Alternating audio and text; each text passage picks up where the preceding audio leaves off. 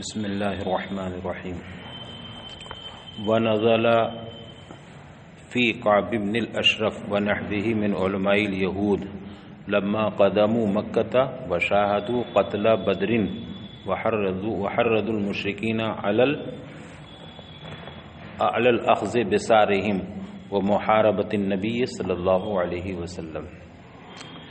یہ جو آیت کریمہ آگے آ رہی ہے، اس کے شان نزول کی طرف اشارہ کرتے ہوئے حضرت مفسر فرماتے ہیں کہ یہ آیت اس وقت نازل ہوئی جب غزوہ احد کے بعد کعب بن اشرف، یہودی بڑا عالم تھا، یہ اپنے نمائندوں کے ساتھ 70 کی جمعیت لے کر کے، 70 لوگوں کی ایک پوری جماعت لے کر کے، اور یہ قریش مکہ کے پاس پہنچا، اور وہاں جا کے اس نے ان قریش مکہ سے کہا، کعب بن اشرف نے جا کر کے، وہاں سردار مکہ ابو سفیان اس وقت، تو ان سے جا کے بات کی اور انہیں اس بات پر ابھارنے کی کوشش کی کہ تم لوگ کیسے وہاں سے آ گئے اور تم نے بدر میں کیسی شکست کھائی ہے، کیا تم اب یہ نہیں چاہتے کہ تم اپنے مقتولین بدر کا بدلہ لو اور نبی کریم صلی اللہ علیہ وسلم سے پھر سے جنگ کے لیے تیار ہو جاؤ؟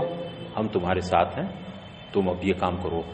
تو انہیں اس بات پر آمادہ کیا کہ تم نبی کریم سے پھر جنگ کے لیے تیار ہو جاؤ اور اپنے مقتولین بدر کا بدلہ ان سے لو۔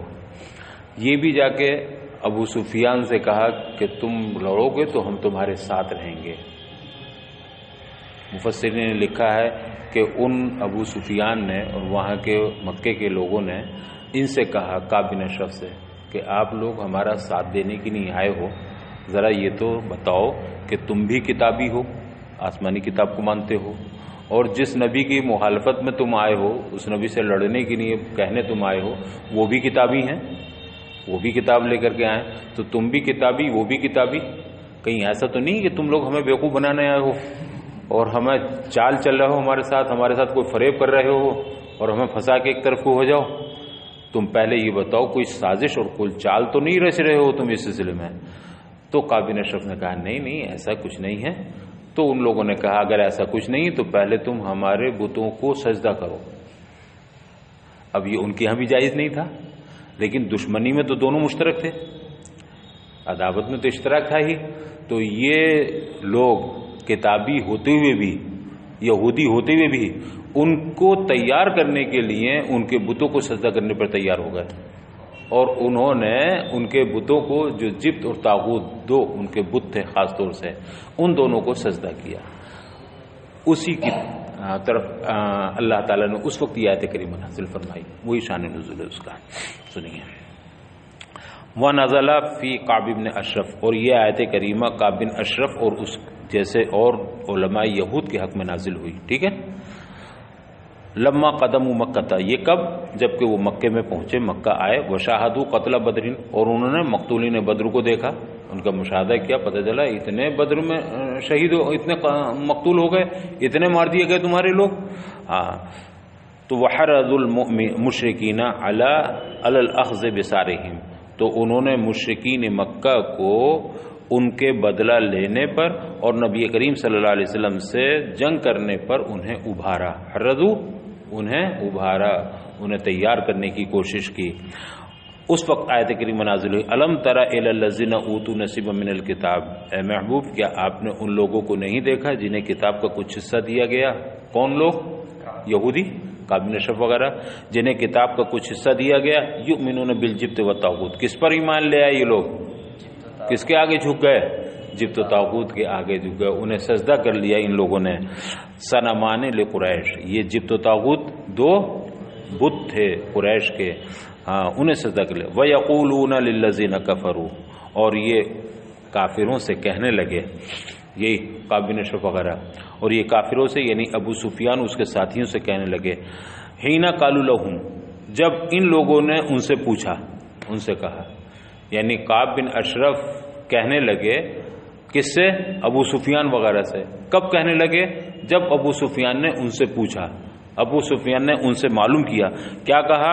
قالوا لهم، جب ان سے کہا، انحن اهدى سبیلا، کیا ہم زیادہ ہدایت یافتہ ہیں، ہم زیادہ صحیح راستے پر ہیں؟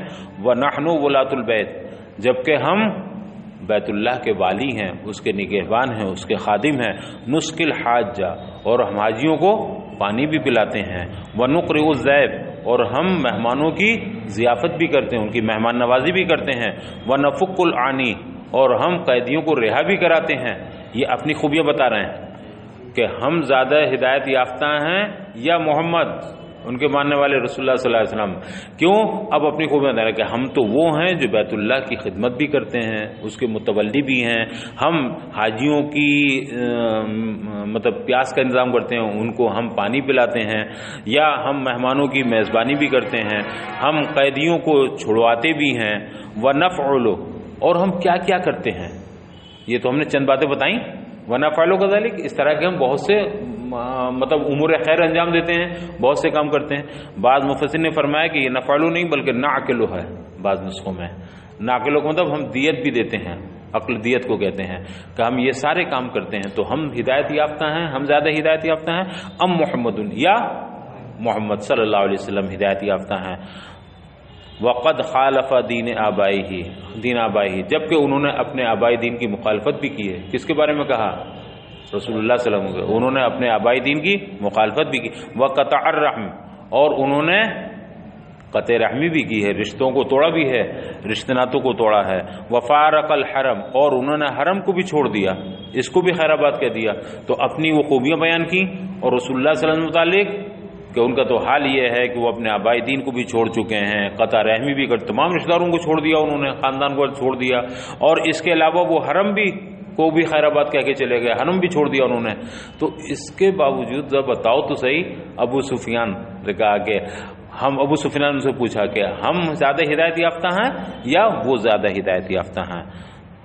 تو ہا اولائے، اے انتم، تو یہ کہنے لگے تم، کون؟ کعب بن اشرف وغیرہ، یہ ابو سفیان سے کہنے لگے تم زیادہ ہدایت یافتہ ہو، انتم اہدی من الذین آمنوا سبیلا، تم مومنوں سے زیادہ ہدایت یافتہ ہو، تم مومنوں سے زیادہ راہ راست پر ہو، اقوم طریقا، ان سے زیادہ راہ راست پر ہو ان کے مقابلے میں۔ اولئک الذین لعنهم اللہ، اب اللہ فرماتا ہے سنو، یہی وہ لوگ ہیں جنہیں اللہ نے ملعون قرار دیا ہے، انہیں اللہ نے اپنی رحمت سے دور فرما دیا ہے۔ وَمَن يَلْعَنِ اللَّهُ، اور جسے اللہ تعالیٰ ملعون فرما دے، جسے اللہ اپنی رحمت سے دور فرما دے، فَلَن تَجِدَ لَهُ نَصِيرًا، تو آپ اس کے لیے کوئی مددگار نہیں پا سکتے، اس کا کون ناصر و مددگار ہوگا؟ کوئی مددگار نہیں ہوگا۔ مانعا من عذابہ، جو اللہ کے عذاب سے انہیں روک سکے، اللہ کے عذاب سے بچا سکے۔ ام بل لہم نصیب من الملک، یہ ام بل کے معنی میں ہے، کیا ان کے لیے سلطنت کا کچھ حصہ ہے؟ ملک کا، سلطنت کا کچھ حصہ ہے؟ اے لیس لہم شیء منہ، یہ استفہام انکاری ہے، یعنی ان کا سلطنت میں کوئی حصہ نہیں ہے، وہ تو غریب فقیر ہیں، ان کا سلطنت میں کوئی حصہ نہیں ہے۔ ولو کانا، اور اگر ان کا کچھ سلطنت میں حصہ ہوتا، وہ سلطنت کے مالک ہوتے، تو فَإِذًا لَا يَأْتُونَ النَّاسَ نَقِيرًا، تب بھی وہ لوگوں کو رتی برابر بھی کچھ نہ دیتے۔ نقیرہ شیئن تافہن قدر النقرۃ، یعنی کوئی حقیر چیز، کوئی بالکل معمولی چیز بھی انہیں نہ دیتے۔ یہ نقیرن کا مطلب ہے قدر النقرۃ فی ظہر النوات لفرط بخلہم، جو کھجور کی گٹھلی کی پشت پر جو ہلکا سا ڈورا ہوتا ہے اس کے برابر، یعنی بالکل حقارت اور خفت کے مبالغے کے لیے کہا جاتا ہے کہ معمولی سی اس دھاگے کے برابر بھی یہ کچھ نہیں دیتے۔ تو ابھی یہ ان کے پاس کچھ نہیں ہے تب بھی کچھ نہیں دے رہے ہیں، اور اگر ان کے پاس سلطنت ہوتی تب بھی یہ اس میں سے کچھ دینے والے مسلمانوں کو نہیں تھے۔ لفرط بخلہم، کیوں؟ اپنے زبردست بخیل ہونے کی وجہ سے۔ تو یہ تو کنجوسی، ان کی کنجوسی بخالت تو ضرب المثل ہے۔ تو ان کا اگر سلطنت میں کچھ حصہ ہوتا تب بھی یہ کچھ دینے والے نہیں تھے، یعنی معمولی چیز بھی، تل برابر بھی یہ کچھ دینے والے نہیں تھے۔ ام بل یحسدون الناس، ہم بابا نے بلکہ یہ لوگوں سے یہاں مراد نبی کریم صلی اللہ علیہ وسلم ہے، بلکہ یہ اللہ کے رسول صلی اللہ علیہ وسلم سے حسد کرتے ہیں۔ الناس کہہ کر کے نبی کریم صلی اللہ علیہ وسلم مراد لیا گیا ہے، اس میں اور بھی اقوال ہیں لیکن زیادہ صحیح یہی ہے کہ یہاں مراد نبی کریم صلی اللہ علیہ وسلم ہے۔ اور ناس سے تعبیر اس لیے کی گئی ہے کہ نبی کریم صلی اللہ علیہ وسلم پوری انسانیت کی تمام اچھائیوں اور خوبیوں کے جامع ہیں، گویا پوری انسانیت کی انجمن آپ ہیں، ان کی ساری خوبیوں کے آپ جامع ہیں، تو تنہا آپ ہی کو کس سے تعبیر کر دیا؟ تمام انسانوں سے تعبیر کر دیا۔ بعض لوگ ہوتے ہیں نا، ایک ایک آدمی 100 آدمی بھاری ہوتا، لیکن ذات سے تعبیر کر دیا تمام انسانوں سے، تمام انسانوں سے تعبیر کر دیا۔ بعض لوگ ہوتے ہیں نا، ایک ایک آدمی 100 آدمی بھاری ہوتا، لیکن ذات سے تعبیر کر دیا تمام انسانوں سے۔ ارے یار 1000 مر جائیں تو اتنا نقصان نہیں ہوگا جتنا ایک فلاں شخص کے مرنے کا انتقال ہو گیا. ایک عالم کی موت عالم کی موت ہوتی ہے. آخر کیا وجہ ہے؟ اس کی اہمیت ہوتی ہے. تو نبی کریم صلی اللہ علیہ وسلم گویا پوری انسانیت سے تعبیر کیا گیا. بلکہ یہ حسد کرتے ہیں نبی کریم صلی اللہ علیہ وسلم علی ما آتاہم اللہ من فضلہ. کس بات پر حسد کرتے ہیں؟ اللہ تعالیٰ نے انہیں جو اپنے فضل سے نوازا ہے، اپنے فضل جو انہیں عطا فرمایا، اس پر کیا فضل فرمایا اللہ نے؟ کس چیز سے نوازا؟ من النبوت و کثرت النساء. انہیں نبوت سے بھی نوازا اور کثرت ازواج سے نوازا. اس پر انہیں حسد ہے، اس پر حسد کرتے ہیں. اے یتمنون زوالہ عنہ. ہیں کہاں کہاں بل ہوں؟ کون سا بل؟ یہ ام بل یحسدون.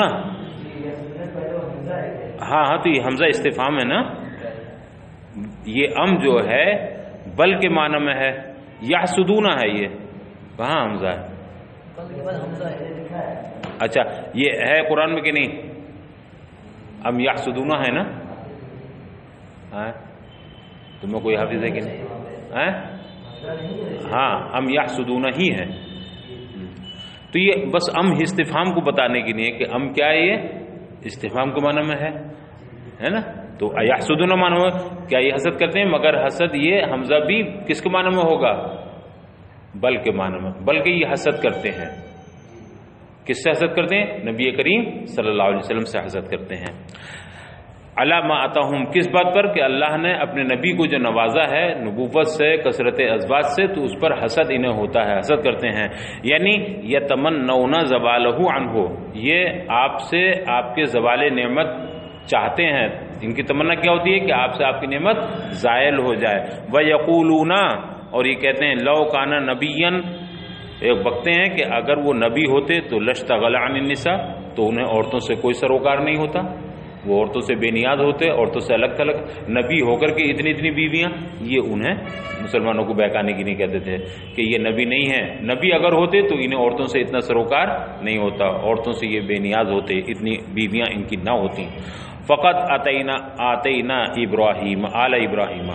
رب فرماتا ہے کہ یہ صرف حسد کی بنیاد پر کہتے ہیں، ورنہ تو خود ان کے سابق جو آل ابراہیم میں ہیں کتنے نبی ویسے ہیں کہ ہم نے انہیں نبوت بھی عطا فرمائی اور بکثرت بیویاں انہیں ہم نے دی ہیں. ان پر تو انہیں کبھی کچھ نہیں خیال نہیں آیا، ان پر تو کبھی اعتراض نہیں کیا انہوں نے. لیکن نبی پر اعتراض کرتے ہیں، حالانکہ ان کی زیادہ تعداد میں تھی. نبی کو تو صرف 9 یا 11 ہی ہیں. اس پر اعتراض. تو یہ ان کا صرف حسد ہے کہ ایسا کیوں. اصل میں معاملہ یہ تھا، یہ تو یہ چاہتے تھے نا کہ آل ابراہیم میں بھی آل اسماعیل میں نبی نہیں ہوں گے، ہے نا. اور نبی کریم صلی اللہ علیہ وسلم کس میں تشریف لائے؟ آل اسماعیل میں. تو اللہ فرماتا ہے ہم نے آل ابراہیم میں جد ہو. یہ ابراہیم کون ہے؟ نبی کریم صلی اللہ علیہ وسلم کے جد کریم، یعنی آپ کے جد کریم کی آل. جیسے حضرت موسیٰ ہیں، حضرت داؤد ہیں، حضرت سلیمان علیہ السلام، ان کو ہم نے کتاب و حکمت عطا فرمائی. ان سے پہلے کتاب و حکمت یعنی ہم نے نبوت عطا فرمائی. وَآتَيْنَاهُمْ مُلْكًا عَظِيمًا، اور ہم نے انہیں عظیم سلطنت بھی عطا فرمائی، عظیم سلطنت. فَكَانَ لِدَاوُدَ 99. داؤد کی کتنی بیویاں تھیں؟ حضرت داؤد کے نکاح میں 99 بیویاں تھیں.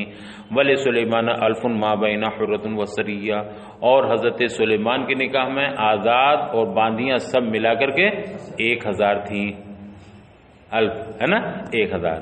تو اس پر انہیں کوئی اعتراض نہیں تھا. حالانکہ یہ تو خود ابراہیم کے ماننے والوں پر، آل ابراہیم پر خود یقین رکھتے ہیں اور انہیں خود تسلیم کرتے ہیں. تو اگر ہم نے ان حضرات کو، آل ابراہیم میں سے داؤد کو، سلیمان کو اور موسیٰ کو اگر ہم نے اتنا نوازا ہے تو انہی کی آل میں تو یہ بھی ہیں، انہی کی چشم و چراغ تو یہ بھی ہیں. اگر ہم نے انہیں نواز دیا تو کیوں انہیں تکلیف ہو رہی ہے؟ مگر حسد کا کوئی علاج نہیں ہے. فَمِنْهُمْ مَنْ آمَنَ بِهِ بِمُحَمَّدٍ، انہی میں سے کچھ وہ تھے جو ایمان لے آئے نبی کریم صلی اللہ علیہ وسلم پر. وَمِنْهُمْ مَنْ صَدَّ أَعْرَضَ عَنْهُ، اور کچھ وہ رہے جنہوں نے اعراض کیا اور وہ ایمان نہ لائے.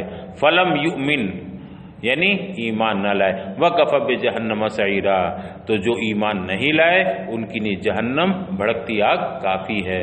ایمان نہ لانے والوں کے لیے عذابًا لمن لا یؤمن، جو ایمان نہیں لائے ہیں ان کے لیے عذاب کیا؟ بھڑکتی آگ جہنم ان کے لیے کافی ہے.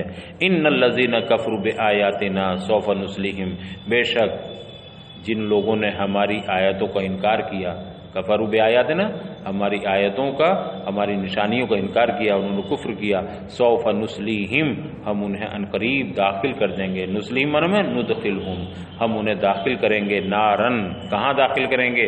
جہنم میں، آگ میں داخل کریں گے. یحترقون فیہا جس میں وہ جل بھن کر برابر ہو جائیں گے، جلتے رہیں گے، اس میں سزا پاتے رہیں گے. کلما نضجت، اور جب جب ان کی کھالیں جل جائیں گی، گل جائیں گی. کلما نضجت جلودہم، نضجت مانے احترقت، اور جب ان کی کھالیں گل جائیں گی، ختم ہو جائیں گی، جل جائیں گی، گل جائیں گی، تو بدلناہم جلودن غیرہا، تو ہم ان کی کھالوں کے بدلے دوسری کھالوں سے انہیں بدل دیں گے. دوسری کھالوں بدلنے کی نہیں کہ یہ کھالیں ختم کر کے دوسری نئی لے آئیں گے، نہیں. بِأَن تُعَادَ إِلَىٰ حَالِهَا اول، ہم انہی کھالوں کو ان کی پہلی حالت پر کر دیں گے. ایک کھال جو ان کے بدن پہ ہے یہ جل گئی جہنم میں، اب جلنے کے بعد اب یہ نہیں کہ اب جل گئی تو ختم، نہیں، ہم اسی کھال کو دوبارہ پہلی حالت پر پلٹا دیں گے. یعنی ذات نہیں بدلیں گے، صرف صفت بدلیں گے. اگر اس کھال کو ختم کر کے دوسری کھال لائیں تو دوسری کھال نے تو جرم کیا نہیں ہے، تو یہ بلا معصیت سزا دینا ہوگا. یعنی اسی کھال کو سزا دیں گے جس نے ارتکاب جرم کیا ہے. اور کیسے دیں گے؟ جب جب جلے گی اسے پہلی حالت پر لوٹا دیں گے. غیر محترقتن، ہم پہلی حالت پر یعنی جو جلی بھی نہیں تھی، ٹھیک ٹھاک تھی، اسی حالت پر ان کی یہ، تو گویا بار بار جلیں گے، بار بار ٹھیک ہوں گے، پھر جلیں گے، پھر ٹھیک ہوں گے، اسی طرح ان کا عذاب جاری رہے گا. لیذوقوا العذاب، اور ایسا ہم کیوں کریں گے کہ ان کی جلی ہوئی کھال کو پھر بدل دیں گے اور ویسے ہی کر دیں گے جیسے پہلی کھال تھی. لیذوقوا العذاب، تاکہ یہ عذاب کا مزہ لیتے رہیں، عذاب چکھتے رہیں. لیقاسوا شدتہ، تاکہ یہ عذاب کی شدت محسوس کرتے رہیں، عذاب کی شدت کا اندازہ کرتے رہیں. کبھی ایسا ہوتا ہے ایک زخم تکلیف اٹھاتے اٹھاتے پھر وہ تکلیف کا عادی ہو جاتا ہے، پھر تکلیف نہیں معلوم ہوتی.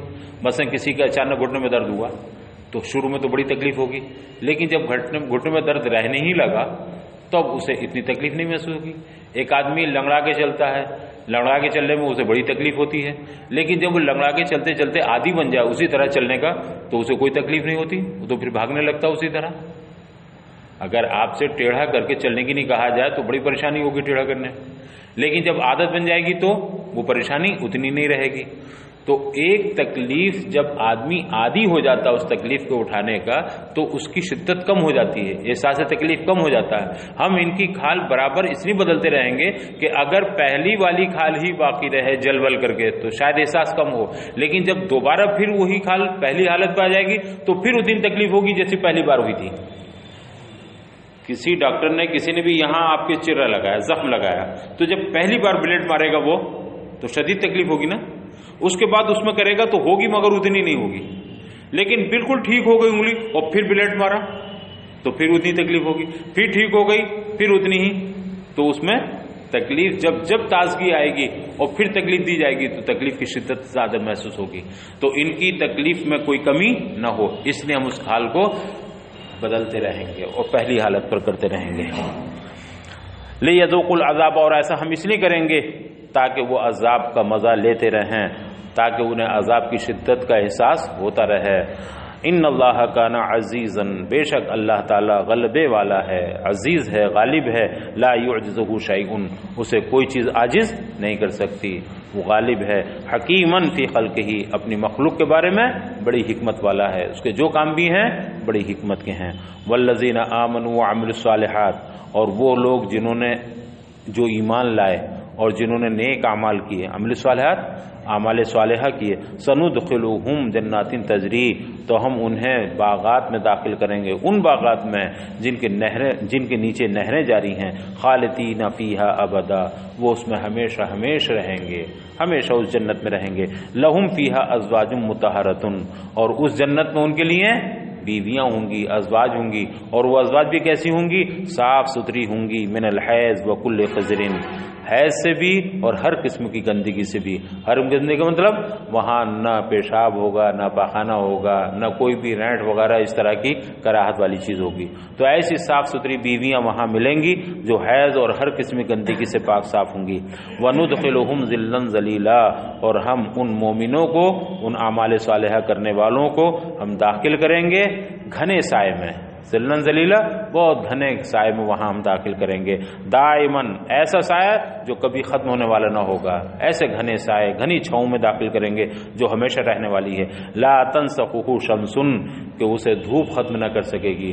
ارے دھوپ ہو تو ختم کرے، سورج ہو تو ختم کرے۔ بھائی یہاں سایہ ہے سامنے، کسی چیز کا، درخت کا سایہ ہے، تو اب درخت ہے، ظاہر سی بات ہے جب تک سورج درخت کے اوپر ہے تو آپ سائے میں ہیں، اور جب درخت آ گیا تو سایہ ختم ہو گیا۔ یا سورج نہیں نکل رہا ہے تو سایہ ہے، اور سورج نے آتے ہی سایہ ختم کر دیا۔ جنت میں سورج ہی نہیں ہوگا تو سایہ کہاں سے ختم ہوگا؟ تو وہ سایہ ہمیشہ رہے گا۔ ایسی ہمیشگی والی سائے میں ہم ان کو رکھیں گے، داخل کریں گے، جسے دھوپ یا جسے سورج ختم نہ کر سکے۔ وَهُوَ ظِلُّ الْجَنَّةِ، اور وہ سایہ جسے دھوپ یا سورج نہ ختم کر سکے وہ کون سا سایہ ہے؟ وہ جنت کا سایہ ہے۔ ان اللہ یأمرکم ان تؤدوا الامانات، بے شک اللہ تعالیٰ تمہیں امانتوں کی ادائیگی کا حکم دیتا ہے۔ الی اہلھا، کس کی طرف؟ جن کی امانتیں ہیں، ان امانتوں والوں کو امانتیں سپرد کرنے کا، انہیں امانتیں دینے کا اللہ تعالیٰ تمہیں حکم دیتا ہے۔ ما اؤتمن علیہ من الحقوق، یعنی وہ حقوق جس کے تم امین بنائے گئے ہو، جو تمہارے ذمہ امانتیں ہیں، تو اللہ حکم دیتا ہے کہ ان کی امانتیں انہیں واپس کر دو، ان کی امانتیں انہیں سونپ دو۔ نزلت، یہ آیت کریمہ کب نازل ہوئی؟ ان اللہ یامرکم ان تؤدوا الامانات الی اہلھا، یہ اس وقت نازل ہوئی لما اخذ علی مفتاح الکعبۃ من عثمان بن طلحہ الحجبی صادنھا قہرا، کہ جب حضرت علی رضی اللہ تعالی عنہ نے حضرت عثمان بن طلحہ حجبی سے، جو خادم کعبہ تھے، صادنھا خادم کعبہ، جو خادم کعبہ حضرت عثمان بن طلحہ حجبی تھے، ان سے جب حضرت علی نے چابی لی، قہرن، زبردستی چابی چھینی، لما قدم النبی صلی اللہ علیہ وسلم، قدم النبی صلی اللہ علیہ وسلم، نبی کریم صلی اللہ علیہ وسلم مکہ تشریف لائے، عامل فتح مکہ والے سال مکہ تشریف لائے، ومنعہ، اور عثمان بن طلحہ نے آپ کو چابی دینے سے انکار کر دیا، تو حضرت علی نے زبردستی ان سے چابی چھینی۔ جب چابی چھین لی، اللہ کے رسول کو دی، تو اللہ کے رسول نے اس وقت وہ چابی انہیں واپس دی، اور یہ آیت کریمہ نازل ہوئی۔ معاملہ یہ تھا کہ خانہ کعبہ کی خدمت تو بڑی عظمت والی ہمیشہ سے ہی رہی ہے، لوگ اس کی خدمت کو بڑی شرافت، بڑی کرامت کی نظر سے دیکھتے تھے۔ تو اس کا مان لیجیے کلید بردار کوئی ایسا خاندان چلا رہا ہے، اس کی خدمت کرنے والا الگ خاندان چلا رہا ہے، اس کے طواف کرنے والوں کو پانی پلانے کی ذمہ داری الگ کسی خاندان کی ہے، تو یہ ساری چیزیں تقسیم تھی۔ اس کی جو چابی تھی وہ عثمان بن طلحہ کے خاندان میں چلی آ رہی تھی ایک زمانے سے۔ ایک دفعہ عثمان بن طلحہ خود کہتے ہیں کہ اللہ کے رسول نے ابھی ہجرت نہیں فرمائی تھی اور آپ مکے ہی میں تھے، آتے تھے طواف کرنے کے لیے، تو میں آپ کو منع کر دیا کرتا تھا، اور دور سے طواف کرتے تھے مگر آپ کو طواف نہیں کرنے دیا کرتا تھا۔ ایک دفعہ اللہ کے رسول نے مجھ سے چابی، یہ بعد میں وہ ذکر کرتے ہیں، اپنی آپ بیتی بتاتے ہیں کہ ایک دفعہ رسول اللہ نے مجھ سے چابی مانگی، میں نے چابی دینے سے انکار کر دیا، تو اللہ کے رسول نے مجھ سے فرمایا کہ عثمان، تم نے مجھے چابی دینے سے منع کر دیا، ایسا بھی تو ہو سکتا ہے یہ چابی ایک دن میرے ہاتھ میں ہو اور جسے میں چاہوں اسے دوں۔ تو عثمان کہنے لگے یہ تو بڑا مشکل ہے، یہ تو اسی وقت ہو سکتا ہے جب سارے قریش مکہ پامال ہو جائیں اور سب نیست و نابود ہو جائیں، سب بالکل بیکار ہو جائیں، ایک دم پامال ہو جائیں، تبھی یہ ممکن ہو سکتا ہے، اس سے پہلے نہیں ممکن ہو سکتا کہ آپ کے ہاتھ میں چابی جائے۔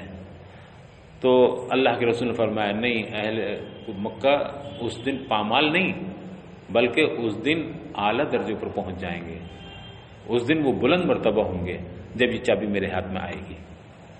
تو کہتے ہیں کہ مجھے پہلے کی بات ہے یہ، لیکن جب میں اسلام لے آیا اور میں نے ایمان قبول کر لیا اسلام کو، تو پھر مجھے وہی یاد آئی وہ چیز۔ تو ایک دفعہ جب وہ چابی مانگی، چابی آپ کے ہاتھ میں آئی، آپ نے چابی لے کر کے پھر عثمان کو دی، تو تو عثمان نے کہا مجھے وہ وقت یاد آیا جب اللہ کے رسول مجھ سے فرمایا تو عثمان یہ بھی تو ہو سکتا ہے کہ چابی ایک دن میرے ہاتھ میں آئے، آج تم منع کر رہے ہو اور پھر جسے میں چاہوں گا اسے چابی دوں گا، تو آج اللہ کے رسول مجھے کو چابی دینا ہے، تو یہ چونکہ انہی کے خاندان میں آ رہی تھی تو آپ نے انہیں چابی دے کر فرمایا لو عثمان اب یہ ہمیشہ ہمیشہ تمہارے ہی خاندان میں رہے گی، تمہاری ہی اولاد میں رہے گی، اب تم سے کوئی چھیننے والا نہیں ہے، اب میں دے رہا ہوں۔ حالانکہ یہ چابی حضرت عبداللہ ابن عباس نے بھی مانگی تھی، آپ کے چچا کے صاحبزادے، کہ چابی مجھے دے دیا لیکن آپ نے انہیں نہ دی، اور بلکہ یہ امانت جن کی تھی انہی کو سپرد کر دی۔ تو یہ آیت کریمہ نازل ہوئی۔ حضرت علی نے، ایک روایت یہ بھی ہے کہ وہ چابی لے کر کے خانہ کعبہ کی چھت پر چڑھ گئے، عثمان بن طلحہ، جب رسول اللہ نے چابی مانگی، بولے نہیں، اوپر چڑھ گئے، حضرت علی وہیں پہنچ گئے اور ان سے چابی چھین کر کے لائے اور رسول اللہ کو دی، یہ لیجیے یہ چابی ہے۔ تو آپ نے پھر عثمان کو دی کہ نہیں یہ چابی، یہ آیت کریمہ تو حضرت علی نے یہی آیت پڑھ کر سنائی، ان اللہ یامرکم ان تؤدوا الامانات الی اہلھا، اللہ تعالیٰ تو تمہیں حکم دیتا ہے کہ امانتیں کن کو دے دو؟ جو اس کے مستحق ہیں، جن کی امانتیں ہیں، جن پر تمہیں امین بنایا گیا، جن حقوق کا، انہیں سپرد کر دو۔ نزلت لما اخذ علی مفتاح الکعبۃ، سمجھ میں آیا؟ یہ آیت کریمہ اس وقت نازل ہوئی جب حضرت علی نے کعبے کی چابی عثمان بن طلحہ حجبی سے، جو خادم کعبہ تھے، ان سے قہرن، کیسے لی؟ اخذا قہرن، زبردستی چھینی، ان سے زبردستی لی۔ لما قدم النبی، یہ کب کی بات ہے؟ جب نبی کریم صلی اللہ علیہ وسلم مکہ مکرمہ تشریف لائے فتح مکہ کے سال، ومنعہ، اور عثمان بن طلحہ نے آپ کو چابی دینے سے منع کر دیا، تب حضرت علی نے زبردستی چھین کر کے آپ کو دی۔ وقال، اور فرمایا، یہ عثمان نے کہا، منع کر دیا اللہ کے رسول چابی دینے سے، اور پھر کہا لو علمت انہ رسول اللہ، اگر میں جانتا کہ وہ رسول اللہ کے سچے رسول ہیں یا اللہ کے رسول ہیں تو لم امنعہ، تو میں منع نہ کرتا، مگر مجھے اس کا یقین ہی نہیں تھا، میں یہ نہیں جانتا تھا کہ اب اللہ کے رسول ہیں، تو میں نے آپ کو منع کر دی، اگر جانتا ہوتا، مجھے یقین ہوتا تو میں منع کرتا۔ فامرہ رسول اللہ صلی اللہ علیہ وسلم بردہ الیہ، تو اللہ کے رسول صلی اللہ علیہ وسلم نے علی کو اس چابی کے لوٹانے کا حکم فرمایا۔ فامرہ، اللہ کے رسول نے حضرت علی کو حکم دیا بردہ الیہ، اس چابی کے لوٹانے کا، کس کی طرف؟ عثمان کی طرف۔ وقال، اور پھر عثمان سے فرمایا ہا کا خالدن طالدتن، لو عثمان، ہا کا مانے خذ ہو، لو یہ چابی لو، اور یہ چابی اب ہمیشہ ہمیشہ تمہارے پاس رہے گی۔ خالدن طالدتن اسی کی اتباع میں ہے، خالدن طالدتن، اب تم سے کوئی چھیننے والا نہیں ہے، تمہارے ہی پاس ہی رہے گی، تمہاری اولاد میں رہے گی۔ فعجب من ذلک، عثمان کو اس سے بڑا تعجب ہوا کہ اللہ کے رسول مجھے چابی دے رہا ہوں، کہہ رہے ہیں اب تم سے کوئی نہیں چھین سکتا، اب تمہارے پاس رہے گی ہمیشہ، انہیں تعجب ہوا اس بات سے۔ فقرأ له علی الآیہ، علی الآیہ، تو حضرت علی نے یہ آیت کریمہ تلاوت کی، جو آیت یہاں ان اللہ یامرکم ان تؤدوا الامانات الی اہلھا۔ فاسلم، جب اتنا ہوا تو عثمان اسلام لے آئے۔ وَأَعْطَاهُ عِنْدَ مَوْتِهِ، اور پھر وہ چابی انہوں نے اپنی موت کے وقت اپنے بھائی شیبہ کو دی۔ فَبَقِيَ فِي وُلْدِهِ، اور پھر یہ چابی انہی کی اولاد میں اب تک باقی ہے، اسی خاندان میں انہی کی اولاد میں چابی چلی آ رہی ہے۔ فَبَقِيَ فِي وُلْدِهِ، تو یہ چابی اب تک انہی کی اولاد میں باقی۔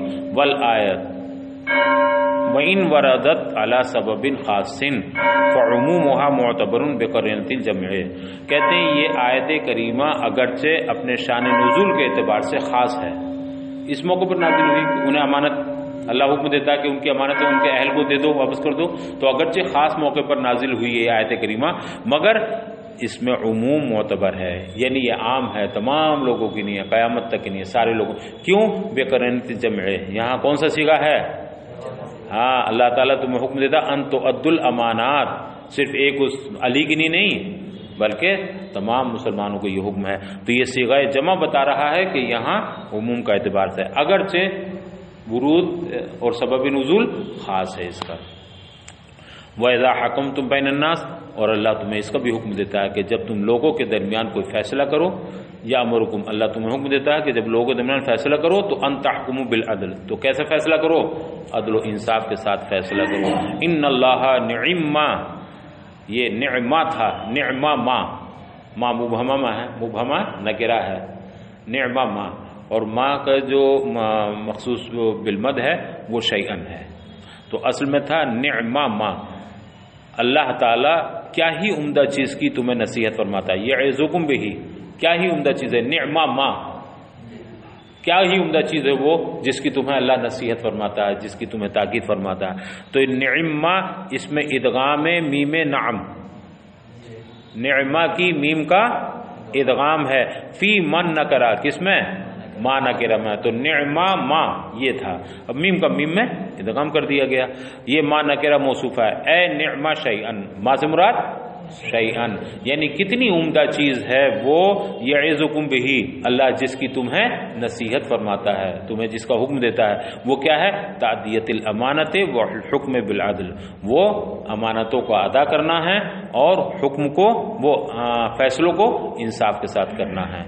یہ اللہ کا کتنا عمدہ حکم ہے، کتنی اچھی نصیحت ہے کہ جب تمہارے پاس کوئی امانت رکھ دے تو اس کی امانت واپس بھی کر دو، اور جب تم کوئی فیصلہ کرو تو فیصلہ ظلم کے ساتھ نہیں بلکہ عدل و انصاف کے ساتھ فیصلہ کرو. ان اللہ کان سمیعا لما یقال بصیرا بما یفعل، اللہ تعالی سننے والا ہے اس کو جو کچھ بھی کہا جاتا ہے.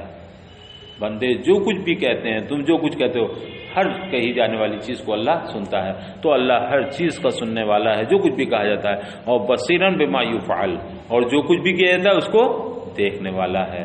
تو اس سے کوئی چیز چھپی ہوئی نہیں، وہ ہر چیز کو دیکھتا اور ہر چیز کو سنتا ہے.